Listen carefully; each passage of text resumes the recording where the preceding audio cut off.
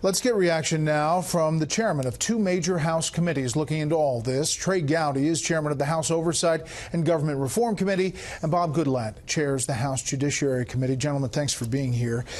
Chairman Gowdy, first to you, just a broad overview. What strikes you about this report? What's hit you when you look at the 568 pages? Just what a dark day it is for the FBI and the DOJ, two institutions our country desperately needs. We desperately have to be able to have confidence in them. And this level of bias and animus, not only did he want to stop the Trump campaign, he wanted to stop the Trump presidency. This is an FBI. Peter Strzok, the FBI agent who was on Hillary Clinton's investigation and arguably the lead Russia investigator, not only wanted to stop his campaign, but once he won, got on the Mueller probe because he wanted to impeach him. That is a level of animus and bias that everyone should reject. And Chris Wray, I'm sorry, you're wrong. Chris, there are consequences. The consequences are that your fellow citizens question whether or not they can have confidence in the world's premier law enforcement agency, and that's coming from somebody who's defended them a lot throughout his career. This was a bitterly disappointing report. Chairman Goodlatte. Well, first of all, this report shows that there was special treatment given to Hillary Clinton in the investigation of her case. There is not standard procedures followed in investigating her, and there was special treatment given. There's no doubt that this was not proper process, and the report shows time and time again how Director Comey and others made mistakes, errors in judgment, or deliberate. People can draw their own conclusions, but it was improperly handled. And as Trey said, you then put that up against how the investigation has been handled into the so-called Trump-Russia collusion, and you have a contrast that is shocking in terms of how they handled one presidential campaign compared to another. It's got to be investigated further. Changes have got to be made. I will compliment Director Wray on some of the personnel changes that have been made. I will compliment him on saying that there are sobering lessons learned from this. We need to see changes made so in 2020 we don't see another presidential campaign handled like this. So when you hear Republicans and people who've been looking into this and say this 568 pages there's just not a lot there, or that Horowitz kind of left something on the table, how do you respond to that? This is a very thorough investigation, and he takes minutia and examines each piece carefully, draws his conclusions, and I commend him. I think it's a well-done report. Now, I never expected he would find every single thing, as some critics have said, but he did find all kinds of irregularities here. When you couple that with the Strzok page texts, including this new one that has come out recently, where part of it was redacted, by the way. We only recently learned the whole sentence about how he was going to stop Donald Trump from being president of the United States. That is improper for the FBI. And quite frankly, this is the world's premier law enforcement organization, and it's besmirching the reputation of tens of thousands of brave men and women who keep us safe, prevent terrorist attacks, fight crime every single day. And a handful of people in the hierarchy of the organization have caused serious damage. All right, let's put up the August 8th, 2016. That is the one where Page says Trump's never going to be president, right, and Strzok text back. That part was redacted in the documents you received. No, he's not. We'll stop it. Here's another part that we believe in November 22nd, 2016, FBI Attorney 1, is it making you rethink your commitment to the Trump administration? We think that's Lisa Page. Attorney 2, hell no, viva la resistance. And we believe that's Peter Strzok. Let me play this soundbite, Congressman Gowdy, from Jim Comey in his interview here in Special Report. I asked about these Strzok page texts and if he knew now what he knew then, what he would do. I'd have removed both of them from any contact with significant investigations. So shouldn't their work... Including those involving anybody connected to President Trump, but beyond that, because it's just such poor judgment. Their work product then be questioned? Sure, it's a reasonable question to ask. So then they were Peter bad-mouthing everybody, including the candidate Trump. So Peter Strzok interviews Hillary Clinton, deals with the bleach bit and the server and Cheryl Mills, all of that, interviews Michael Flynn, and is integral in this whole case. But he's one of many other people involved in all the things you just ticked off. When I saw the text, I was deeply disappointed in them, but I never saw any bias. Any bias? Well, he's not reading the same text I'm reading. I mean, Peter Strzok said that the vote should be 100 million to 0. He can't think of a single solitary American that should vote for Donald Trump to be president. He said he'll stop it as a candidate. He talked about impeachment once he won. Actually, Director Comey unwittingly just proved the point of the question you asked him on follow-up. Would you have kept him on the investigation had you known what you know now? And he said no. Okay, why not? Because bias is that insidious, that is that pervasive. It colors your ability to do what we need the FBI to do, which is to be fair and fact-centric. So, of course, you're going to fire him the day you learn. In my head, I go back, when did you start working on the case? That's when you should have been fired. So whatever he did on either of these investigations, Brett, it has to be viewed through the prism that he can't think of a single solitary person that should vote for this man to be president. So Strzok's attorney says this is taken out of context. It didn't affect his decisions. Some people say, what happens in the context of those texts? Did they know something about the Russia information, and that's what they're referring to? Do you think that this changes at all in context, or in a vacuum it's just damning? It changes a lot going forward, because I don't know how my fellow citizens are going to be able to have confidence. I mean, Russia did something to our country in 2016. It was serious. It deserved to be investigated. It deserved to be investigated by a fair FBI agent who was not talking about impeaching the person that he was investigating. His lawyer is just wrong. That bias did impact something.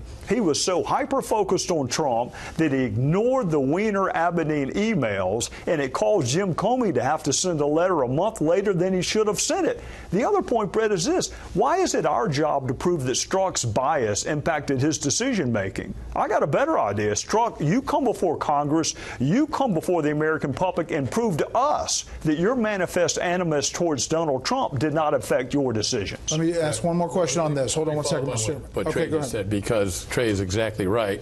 We have been requesting that he be produced as a witness for quite some time now, and if that agreement is not reached, we are very shortly going to issue a subpoena for him to appear. Speaking of that, there's also documents that you want that you still haven't received. I mean, this process has been going on. We have set up a better process. We're making progress. We actually have a room down at the Department of Justice where they are producing tens of thousands of documents, and our investigators are going through those, identifying the ones that we want produced. They are producing them. So we're making progress in that regard. But we also have other documents they have not produced, and that we're making progress on that. We have meetings coming up shortly on how to get those additional documents requested produced. It's the American people right to know. The Congress is their representatives. These documents have got to be produced. There is no reason not to produce them.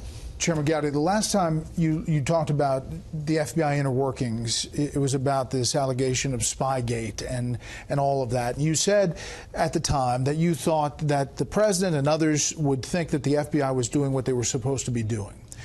In context of this, and you're animated about what you're learning out of this IG report, does it change your perspective of how this has all progressed, even when it comes to the Russia investigation? Brett, I'm animated because Russia tried to undermine the fundamentals of our democracy in 2016. And I think anyone who heard what any law enforcement agency heard in the summer of 2016, every one of my fellow citizens would say, you go find out whether that's true or not. You go find out whether or not a foreign, hostile country is going to mess with our election.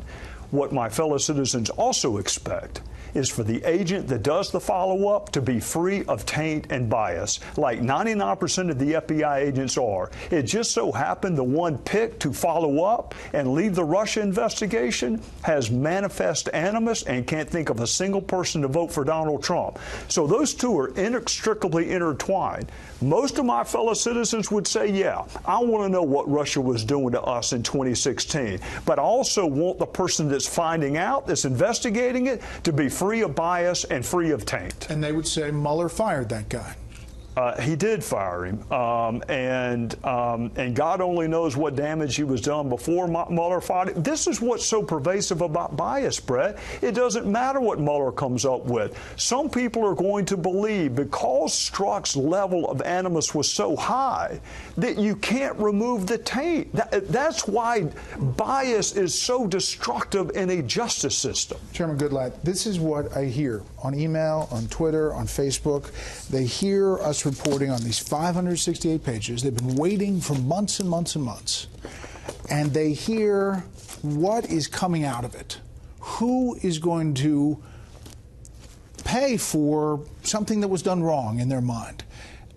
And investigation after investigation, it seems like it comes to a head and then nothing happens. Absolutely. Hundreds of classified emails were handled improperly in violation of the law, and no one has been held accountable in that regard. Now we see that that whole process of that investigation was handled with extreme bias and a whole host of questionable actions, and people need to be held accountable. Some of those people are no longer employed at the Federal Bureau of Investigation and the Department of Justice. That's a good thing. But we're going to continue to follow through until we're sure that changes have been made so that these things can't occur in the future, and we don't have a 2020 that looks anything at all like 2016 in terms of this kind of mishandling of investigations of the highest level of importance when you're talking about the two candidates for President of the United States. So Trey and I are going to have a joint hearing next Tuesday where we'll have the Inspector General. We'll be able to go into this 560-page report and ask manifold questions. And then the following week, we have already requested the Deputy Attorney General of the United States, Mr. Rosenstein, and the FBI Director, Christopher Wray, to come forward and talk to us and answer our questions based upon that report. All right, other quick nuggets here. In this IG report, it says definitively that Hillary Clinton's emails were hacked by foreign actors of some kind. Let me tell you why that's so important, because when they're listing... Despite all the denials, I mean, we went through all of these stages that it wasn't happening. Well, but we got a little window into that when Jim Comey, one of Jim Comey's original memo drafts had that language in there, and it was edited out. Let me tell you why it's important. There are two reasons they cite for not prosecuting Hillary Clinton. Number one, that she didn't have specific general intent, and number two, she didn't expose it to foreign actors. We now know one of those reasons is bogus. And had they done a good job of interviewing her, had they not made up their mind 6 weeks before they went to interview her, perhaps they could have found evidence of an intent to commit a crime. But they didn't look for it. They made up their mind before they ever interviewed her. But that is really important that Horowitz and others, some of our colleagues, had unlocked the fact that those emails were exposed to foreign actors. Most of the rank-and-file FBI agents thought if I did this, I'd be prosecuted. That's in the IG report. Absolutely. And we found other precedents where people were prosecuted for similar actions, contrary to what the FBI director concluded. The Weiner investigation case was slow-walked. No question, because Peter Strzok was so obsessed with Donald Trump in the fall of 2016 that he sat on emails, and by the time Comey got to him and sent the letter, we were on the eve of an election. But in September, when they learned about this, he did nothing because he was hyper-focused on Trump. And if I were a Democrat or an independent or any American, I'd be concerned about how Director Comey handled that aspect of it, which is also criticized by the Inspector General. Why would you handle the way you released that information Let me play that, days before? Let me play that. This is SOP 1 from Jim Comey.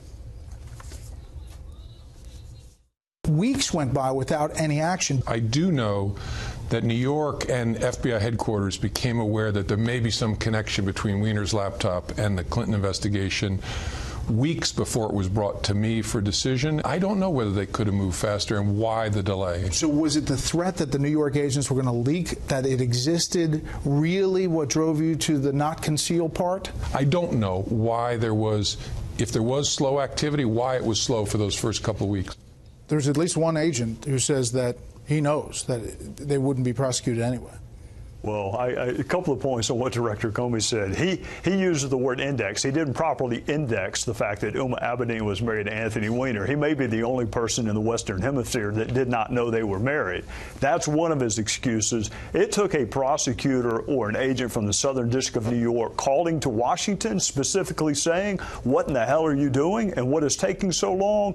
That's what finally got him to move. McCabe wasn't moving and Strzok wasn't moving. Some of Strzok and Page's text messages may still be missing. IG says that.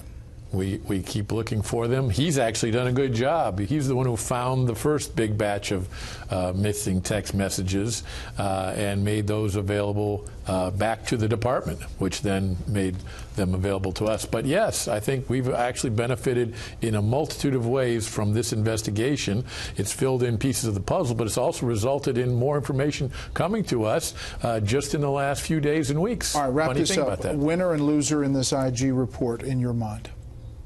Well, unfortunately, I think that Trey is right, that the Federal Bureau of Investigation as a whole is a loser, and I hope that Christopher Wray is taking his sobering lesson to heart, that he can do great things to restore the public's trust in this very important organization, which we all should trust, and I think 99% of the time, we should, absolutely. The winner is Michael Horowitz because he proves that you can be fair, fact-centric, and conduct a serious investigation. The loser is every one of my fellow citizens who wants an FBI and a Department of Justice that they can believe in. All of us have lost when we have a department and a bureau that we cannot have confidence in. Chairman Gowdy, Chairman Goodlatte, we appreciate your time, and we'll continue to follow up. Thank you. Thanks, Brett.